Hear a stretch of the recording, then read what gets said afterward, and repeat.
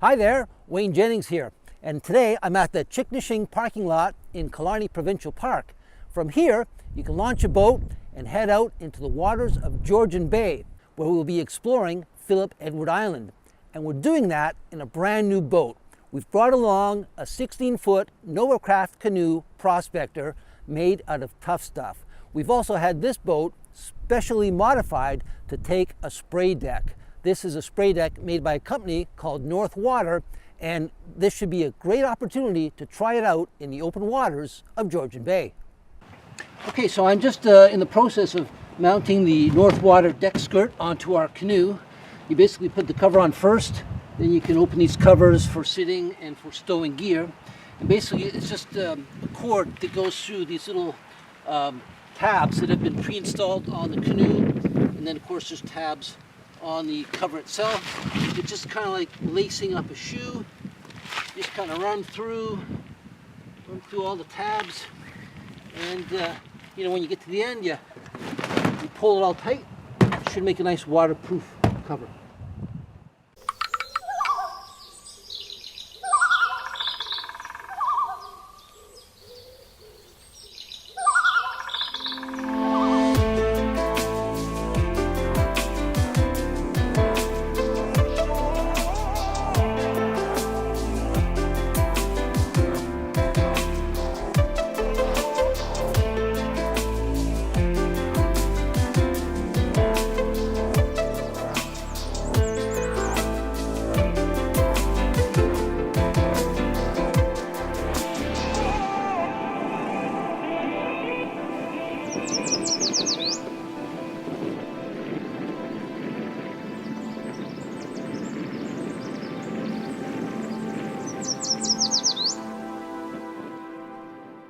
Philip Edward Island is situated in northern Georgian Bay, just south of Killarney Provincial Park.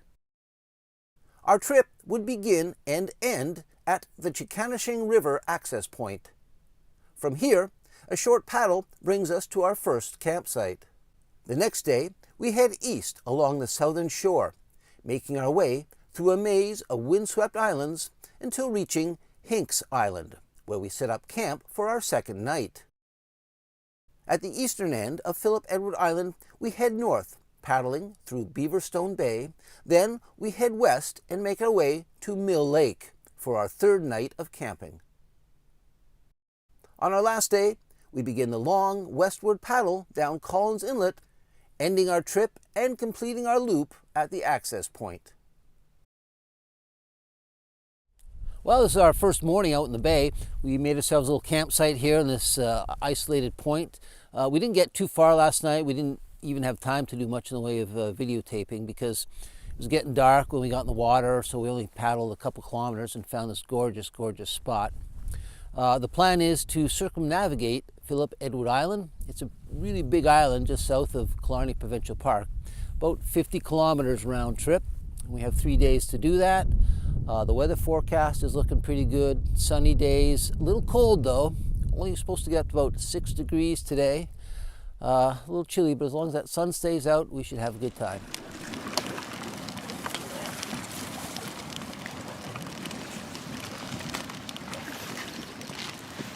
It's definitely getting a little warmer out now. Oh yeah, for sure. It might get warmer than 6 degrees out here.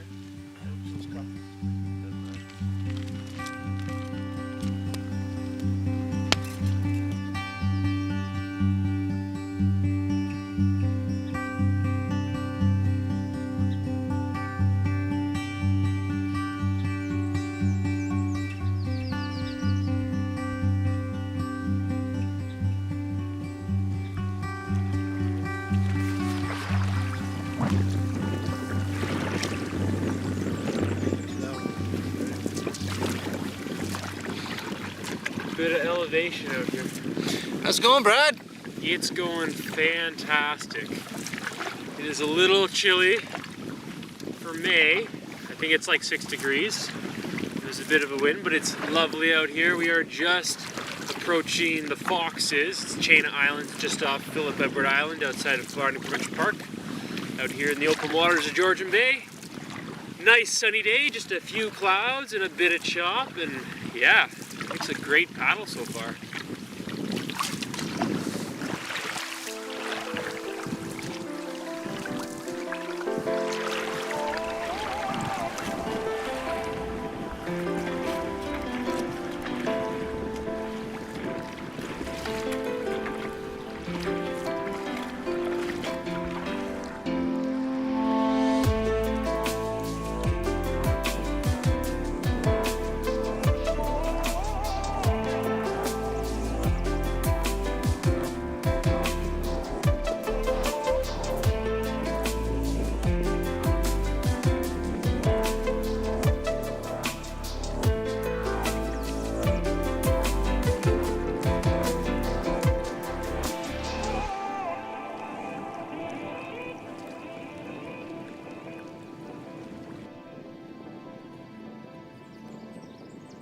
We are on Silver Island right now. It is cold, it is windy. We are layering up.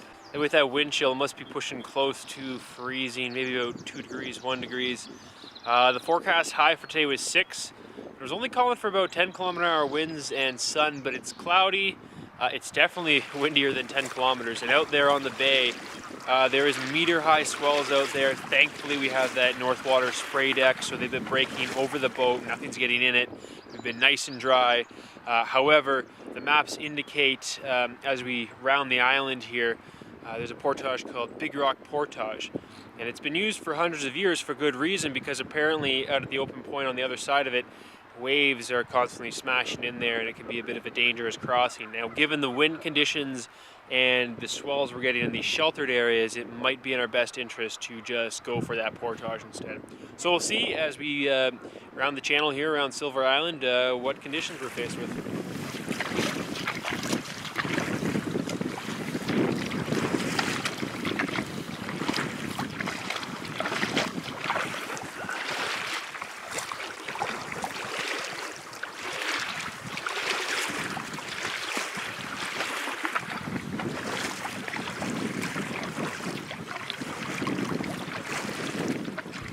Alright, so we made it around the point.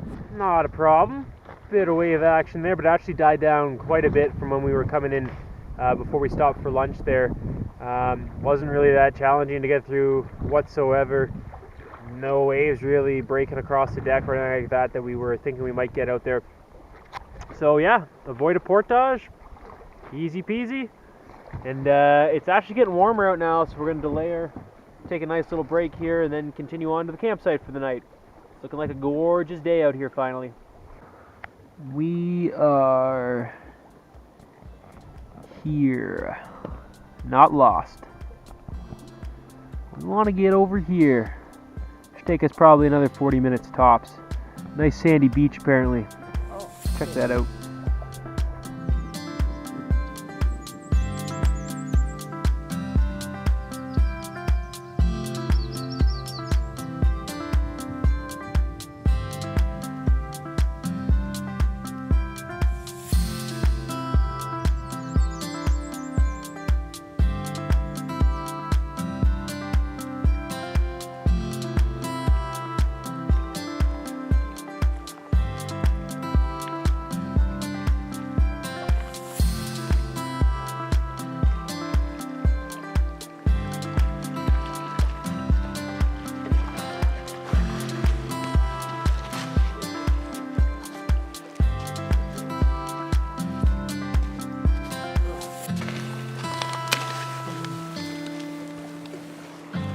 Nothing to it when it's dry like that, eh?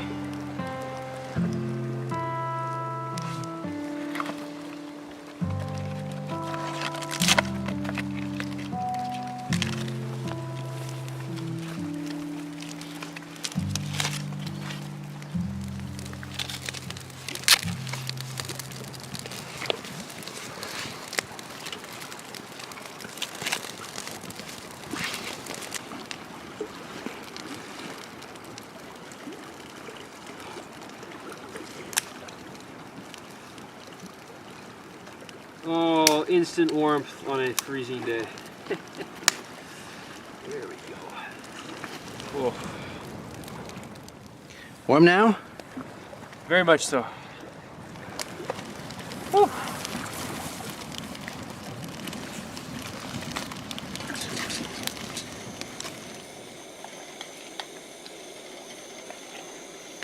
All right, so we made it to our own little private island. We're just making up some dinner, some Indian butter chicken curry. Nice warm meal on a cold day.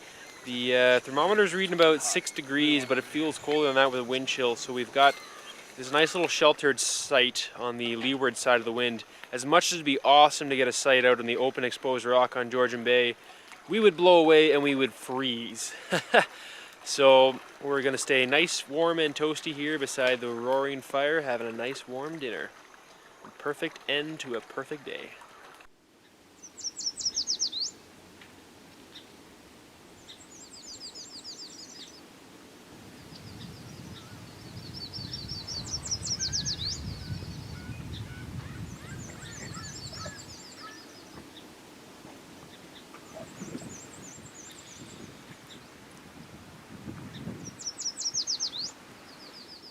One thing that a lot of these islands out in Georgian Bay are known for is their crops of blueberries.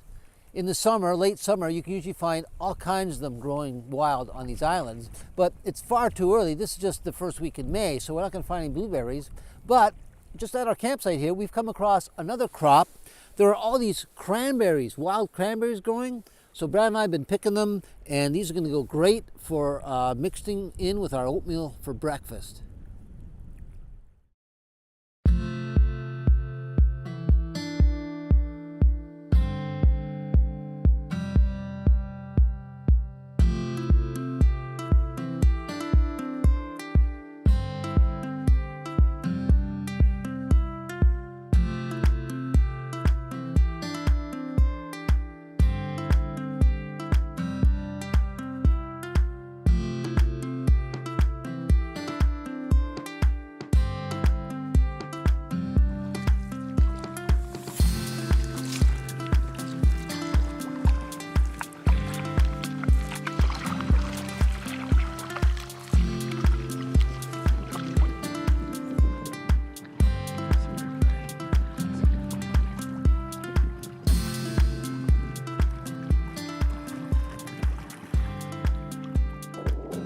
Well, we're making our way up into Collins Inlet.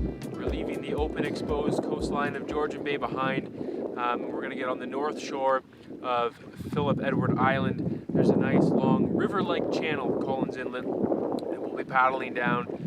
So hopefully we'll be sheltered from wind.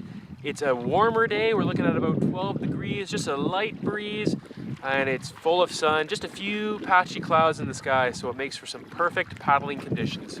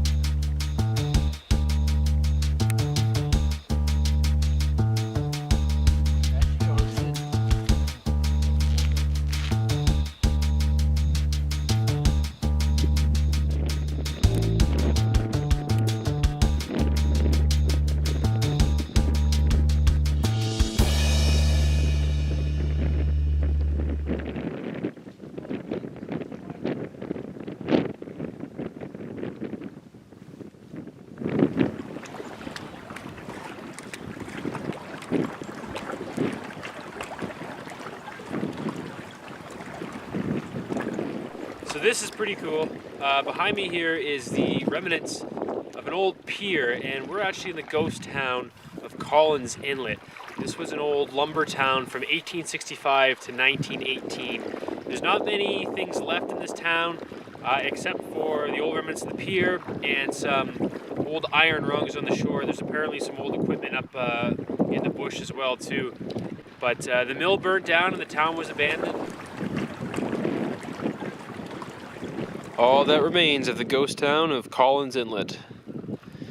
Just the standing piers, or the remnants, I guess, of the pier. Neat slice of history. You can imagine way back in the 1800s when the ships would come to pick up lumber, destined for somewhere else.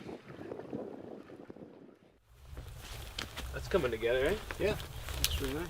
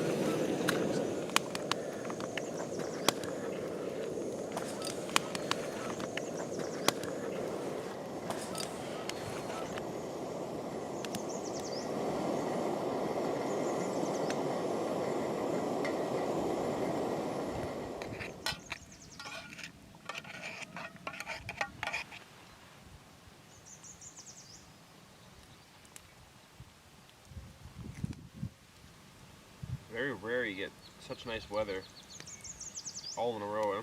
And this early in the year. Yeah, it's always spring is rainy, right? Might be a dry year, I don't know.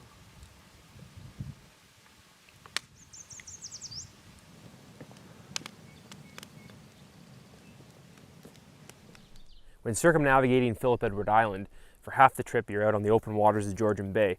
So what we brought along on this trip is a North Water spray deck. Now this is a tandem, so it's got two cockpit covers here, one-piece spray deck.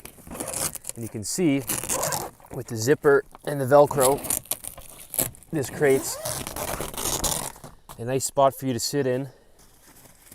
And inside, you can open up part of your spray skirt.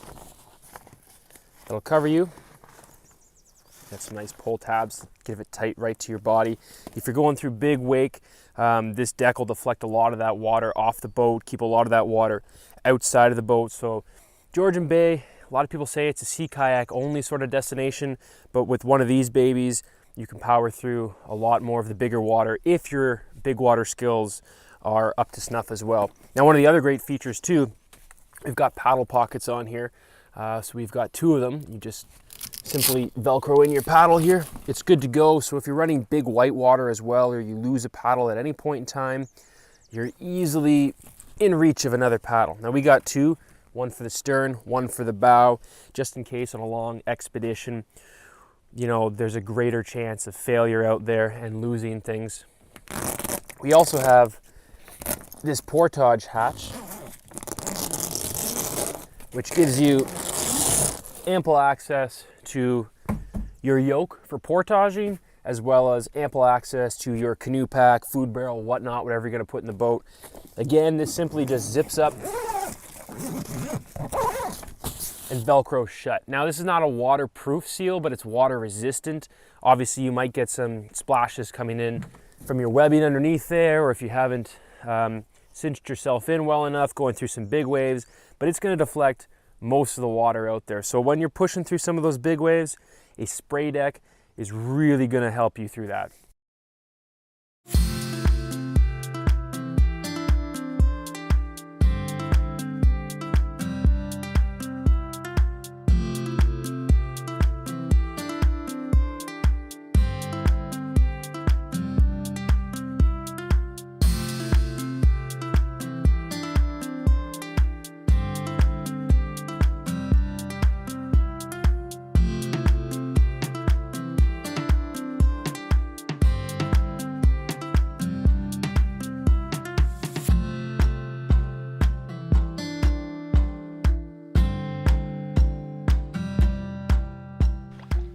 finally warm out here. We are now leaving Mill Lake behind, and we are going to paddle the rest of Collins Inlet back to our start on Chikanishing Creek.